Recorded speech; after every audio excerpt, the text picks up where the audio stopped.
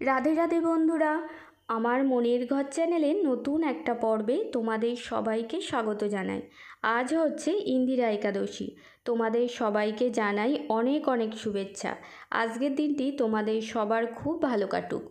আজ আমি তোমাদের সাথে শেয়ার করব ইন্দিরা একাদশীর দিনে রাধাকৃষ্ণের যুগল মূর্তি ও গোপুসোনার শৃঙ্গারের সাথে এই একাদশী ব্রত মাহাত্ম্য কথা।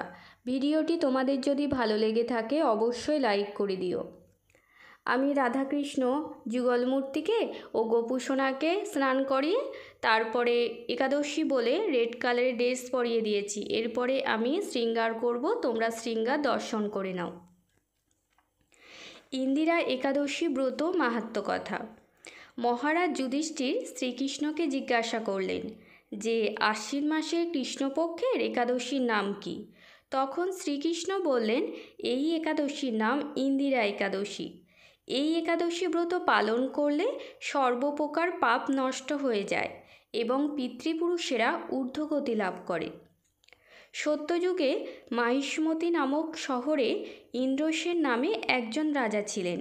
তিনি প্রতাপশালী ও খুব ধার্মিক একজন ব্যক্তি ছিলেন। তিনি নিষ্ঠা সহকারে শ্রীহরির পূজা ও শ্রীহরির সেবা করতেন। একবার নারদমুনি আকাশপথে বেড়াতে বেড়াতে রাজা ইন্দ্রসেনের রাজসভায় প্রবেশ করলেন। রাজা নারদমুনিকে দেখা মাত্রই হাত জোড় করে প্রণাম করলেন এবং তার পা ধুয়ে পূজা করলেন। তারপর নারদমুনি বললেন, রাজ্যের সবাই ভালো আছে তো? শ্রীহরিকে সেবা করছেন তো? তখন রাজা বললেন, হ্যাঁ, সবই কুশল আছে আপনার আশীর্বাদে, আর আমি মন ও ভক্তি ভরে শ্রীহরির সেবাও করছি। এরপর রাজা নারদমুনির কাছে তার আসার কারণ জানতে চাইলেন। তখন নারদমুনি বললেন, আমি ব্রহ্মলোক থেকে বীণা বাজিয়ে গান করতে করতে যমপুরীতে গিয়েছিলাম। যমরাজ আমাকে দেখা মাত্রই নমস্কার করলেন। তারপর আমি যমপুরীটা ঘুরে ঘুরে দেখছিলাম। তখন তোমার পিতাকে দেখতে পেলাম। তিনি আমাকে বললেন, মাহিষ্মতিপুরীর ইন্দ্রসেন আমার পুত্র, দয়া করে আপনি গিয়ে আমার একটা কথা জানিয়ে আসুন। সেই কারণেই আমি এখানে এসেছি। তোমার পিতা বলেছেন তিনি কোনো একবার ব্রতভঙ্গ করেছিলেন, সেই কারণে মৃত্যুর পরে যমালয়ে খুব কষ্টে আছেন। তুমি যদি ইন্দিরা একাদশী ব্রত পালন করো, তার পুণ্য ফলে তোমার পিতা ঊর্ধ্বগতি লাভ করবেন এবং তোমার মঙ্গল হবে। এই কথা রাজাকে জানালেন। তখন রাজা নারদমুনির কাছে এই ব্রত সম্পর্কে কিভাবে পালন করতে হবে জানতে চাইলেন। নারদমুনি সব কথা বললেন এবং তারপর তিনি অদৃশ্য হলেন। এরপর রাজা ইন্দ্রসেন আশ্বিন মাসে কৃষ্ণপক্ষের ইন্দিরা একাদশী ব্রত পালন করলেন ভক্তি ভরে। সারা রাত জেগে সংকীর্তন করলেন। পরের দিন শ্রীহরির পূজা করে ব্রতভঙ্গ করলেন এবং এই ব্রতের পুণ্য ফলে তার পিতা ঊর্ধ্বগতি লাভ করলেন। ইন্দিরা একাদশী ব্রত মাহাত্ম্য কথা যে পাঠ করবে বা শ্রবণ করবে সে অনেক পুণ্যফল অর্জন করবে এবং সব রকম পাপ থেকে মুক্ত হবে। আমার ইন্দিরা একাদশী ব্রত মাহাত্ম্য কথা পাঠ করা হয়ে গেছে।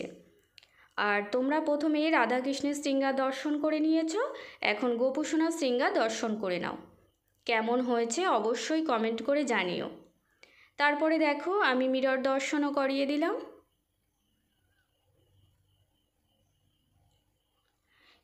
এরপরে রাধাকৃষ্ণের যুগল মূর্তিকে আমি সিংহাসনের উপরে স্থাপন করলাম।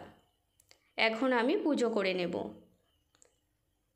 আমার পুজো করা হয়ে গেছে, তোমাদেরকে একবার ভালো করে দর্শন করিয়ে দিলাম।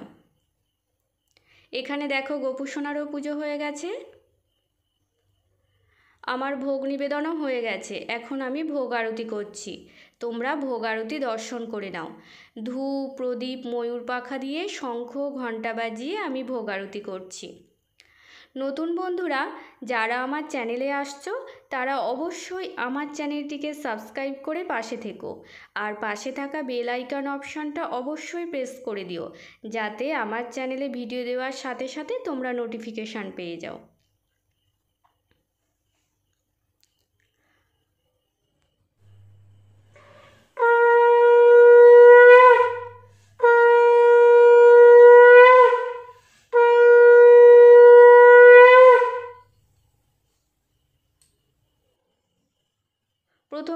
কৃষ্ণ ঠাকুরকে প্রণাম করে নিচ্ছি।